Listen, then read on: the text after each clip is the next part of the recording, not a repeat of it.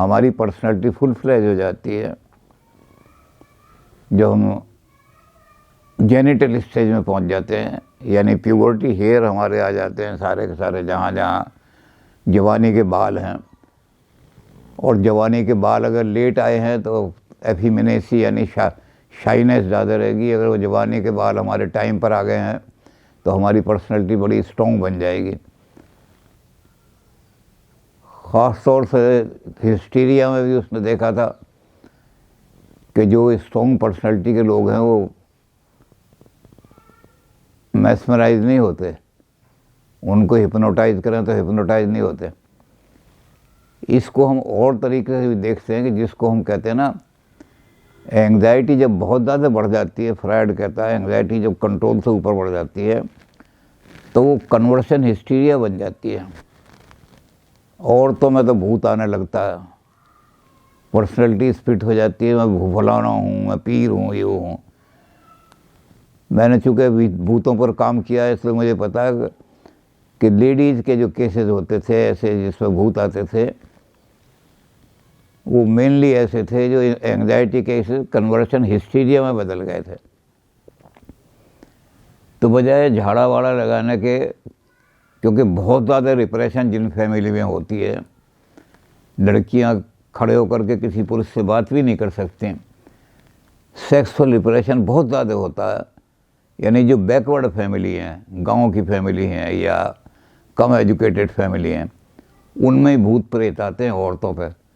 जो educated, highly educated औरतें हैं जो सोसाइटी में घूमती हैं, ज़रा उनको इतना इनहिबिशन नहीं है, तो वहाँ भूत वूत नहीं आते। आपने इस बात को नोटिस भी किया होगा कि शहर में पढ़े लिखे परिवारों में भूत कम आते हैं, आते ही नहीं हैं। शहरों में भी वो लोग जो भी बहुत बैकवर्ड हैं और उनकी बैकवर्ड स्थिति है, उनकी औरतों पर भूत वूत आ जाते हैं तो वो फिर पीरों के पास ले जाते हैं, और पीर जो है मिसयूज़ करके उनका नाश कर देते हैं ज़िंदगी का। तो फ्रायड ये कहता है कि ये हिस्टीरिया जो है औरतों में तो इस भूत प्रेत शक्ल में, और पुरुषों में ये कन्वर्शन बन जाता है, कन्वर्टेड हिस्टीरिया। शहर के जहाँ भी इसकी एनर्जी कंसंट्रेट होगी वो हिस्सा बिल्कुल समझ लो कि एक तरह से पैरालाइज जैसा हो जाता है पुरुषों में, ज़्यादा एंग्जाइटी हो जाए तो। इसका भी एक केस हमारे पास आया था जब हम अपने साइकोलॉजी का काम करते थे। तो एक डॉक्टर हमारे पास आए, MBBS थे, गुड़गांव से आए वो। उन्होंने कहा कि जब मैं मरीज़ को देखता हूँ और मरीज़ को देखते में कमर झुकानी पड़ती है तो कमर में मेरी ऐसा लगता है जैसे बहुत ज़्यादा दर्द हुआ, या जैसे किसी ने बड़ी जोर से हड्डी मेरी। तो कहने लगे मैं रोहतक से मैंने MBBS किया था, वहाँ से मैंने टेस्ट कराया तो नर्व फ्लूइड भी ठीक है, हड्डियाँ भी ठीक हैं। उन्होंने रिपोर्ट में लिख दिया प्योरली साइकोलॉजिकल केस। कहते फिर मैंने ऑल इंडिया इंस्टीट्यूट दिल्ली में भी कराया उसको, तो दिल्ली वालों ने भी देखा कि नर्व फ्लूइड भी ठीक है, नर्वस सारा बायोलॉजिकली ठीक है। उन्होंने भी ये लिख दिया प्योरली साइकोलॉजिकल केस। तो मैंने कहा देखेंगे हम, क्योंकि हमें एनालिसिस करने में बड़ी दिक्कत पड़ती है, हमारे पास वो एपरेटस नहीं है जो अस्पतालों में होते हैं, लेकिन फिर भी हमारा डिपार्टमेंट बड़ा अच्छा वेल एस्टेब्लिश डिपार्टमेंट है। तो हमने उसको देखना शुरू किया। जब देखना शुरू किया तो देखते देखते रिपोर्ट बना के हमने, और लंबी रिपोर्ट में कई दिन लग जाते हैं क्योंकि कई बार पेशेंट जो है वो कुछ उसके हिडन लाइफ की जो सीक्रेट होते हैं उनकी रिपोर्ट नहीं देता, तो या तो ड्रीम उसके एनालाइज करने पड़ते हैं, या उससे बहुत ज़्यादा रिपोर्ट बनाना पड़ता है विश्वास उसका प्राप्त करके कि बेटा जो भी खुफिया चीज़ें डरो मत, हमें बता दो सारी चीज़। तो ऐसा करना पड़ता, तो कई दिन लग जाते हैं। तो उसको देखा तो हमने कहा कि अब रिपोर्ट हमारे पास आ गई है। ये रिपोर्ट ये बताती है कि तुम्हें बचपन से कहीं भी किसी का प्यार नहीं मिला, बहुत ज़्यादा फिर एंग्जाइटी तुम्हारे जीवन में है, उसकी लव नहीं मिला कहीं भी। और वो जो है अब एंग्जाइटी कन्वर्ट हो गई है। तो हमने कहा चूँकि MBBS हो तुम, इसलिए तुम्हें तो हम नाम भी बता देते हैं, नहीं दूसरा आदमी तो समझेगा ही नहीं।